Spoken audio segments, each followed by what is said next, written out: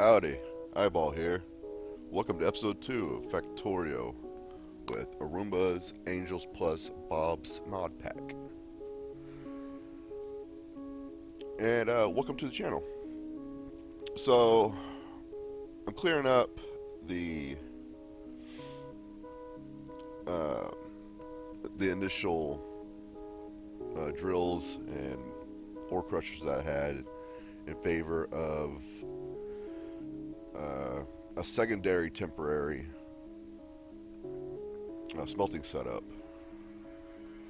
So I've already gotten the, and again I apologize, I don't have the ores memorized, but the light blue is set up and about to get started on this dark blue sapphirite.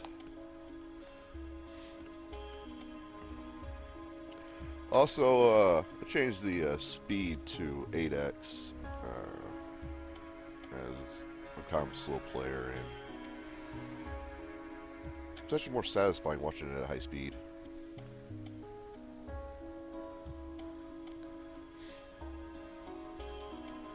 So my first goal is to try and race towards robots.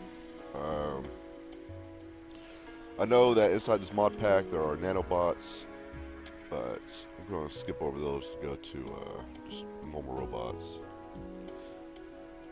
Now, this mod pack has auto research, which I tend to forget, and it automatically picks a new research for you. And a lot of the times it picks the least amount of science packs needed to complete that research. So crafting speed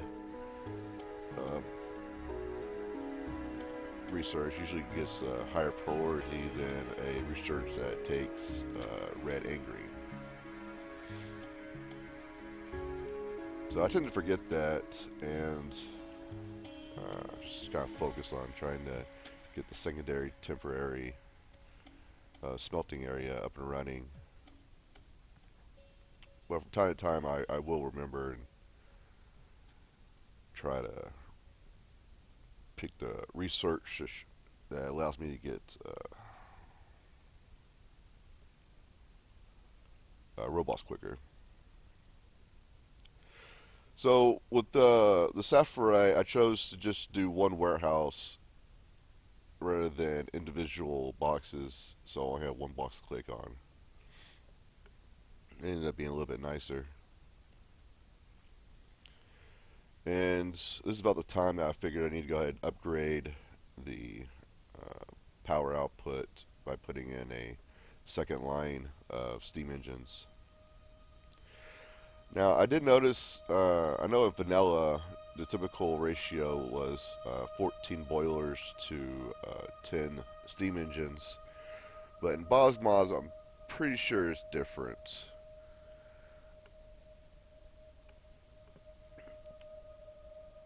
So, here I'm setting up the automatic coal, so I'll have to come back over here and keep refilling them up with coal. The cool thing about bod mods is that there's a second tier to the boilers and the steam engines. So the next time I feel that there needs to be a power upgrade, I'll probably ramp up to the Mark IIs.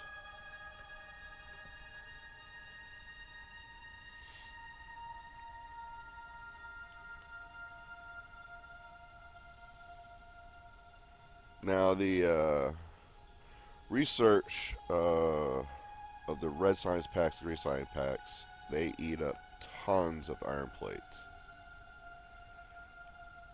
So I could have, or later on, I guess I could have just created a main bus line to automatically feed the research department, but with iron plate being a rare commodity while using angel's ores,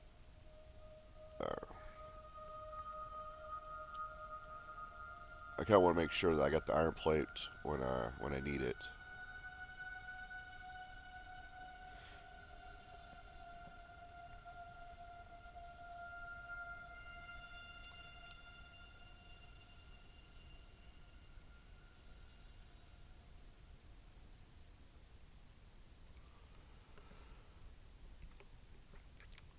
So right here is where in Angel's Ores there was a change that I wasn't used to.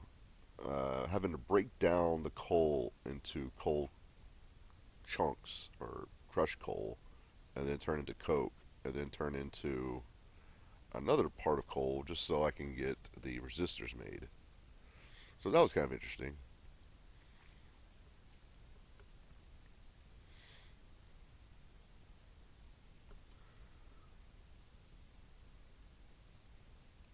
Once I finally get the next uh, circuits, uh, I'll be able to start making the fast inserters and the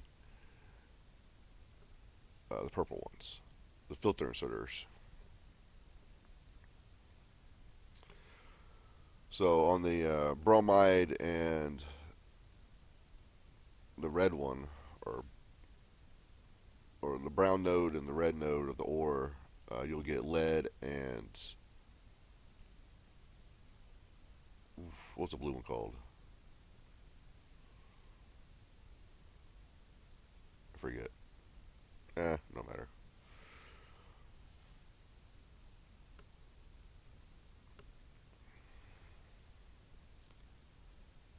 So if I get the solder developed and I got the resistors developed, so I'll just grab both of them and I'll just make the next circuit in the pocket.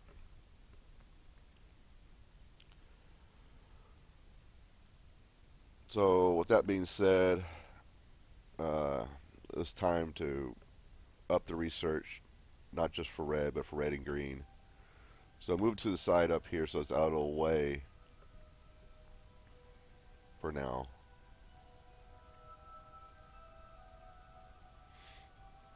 And I set up in a way so that I can just dump the iron plate and the copper plate into chests.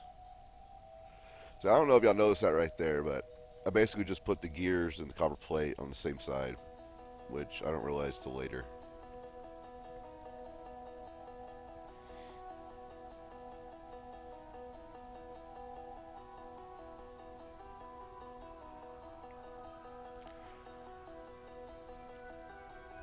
I was trying to get the circuits onto a single line so the chests would be in a single row, but I ended up figuring something out.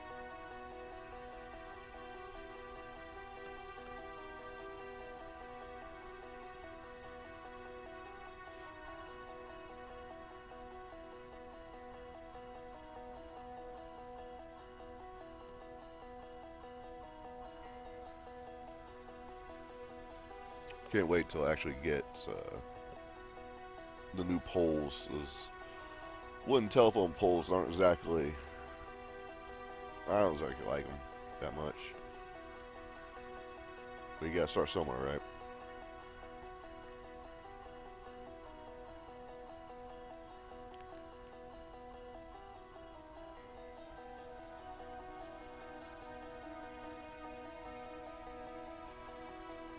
So now I finally got research for red and green up and running, and it turned nighttime, so I started putting down the lights.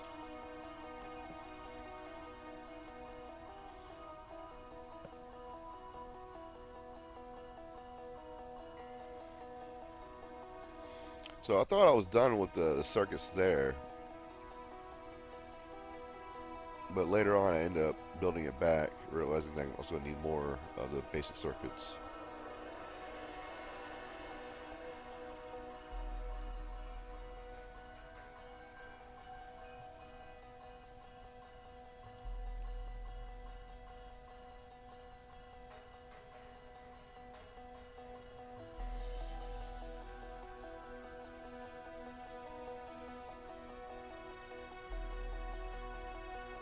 So running around the factory, go ahead and picking up all the iron plate and copper plate, uh, making sure nothing else is stuck or backed up. Still making those circuits by hand. So here I'm looking at exactly how many mining drills are actually needed to keep a yellow belt full. And it was looking like I only needed 6, 3 on each side. But that was the electric mining drills Mark 1s, and I make the large mining drills Mark 2s Marks because they cover more area, and the Mark 1s were keeping a yellow belt line. The Mark 2 definitely will.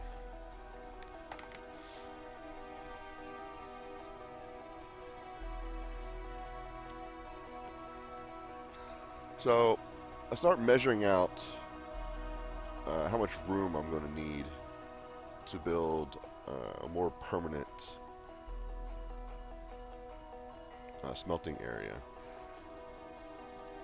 At first, I ended up using landfill to remove those water sources.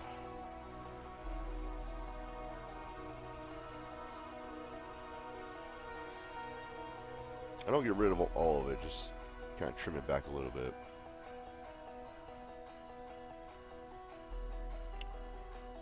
So the idea is that I'm going to have 4 smelting lines, one for each of the 4 raw resources that I have here.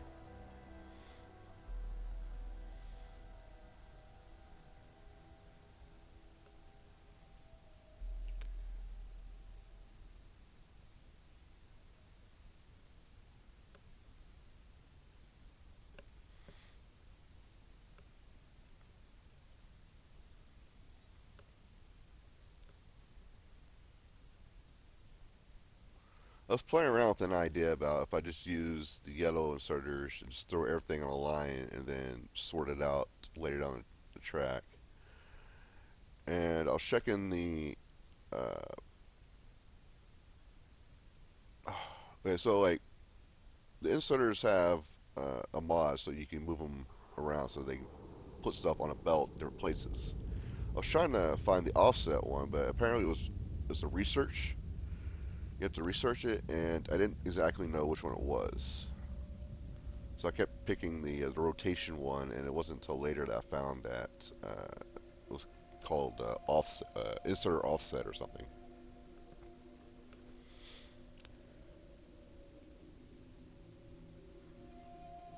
I think this is where I actually find it.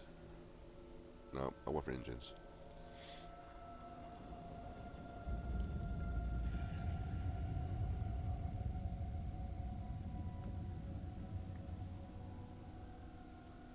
So I set up the filter inserters so that the pair will output to both sides of the belt. Clearing out the trees, so I got place to put the ore sorters.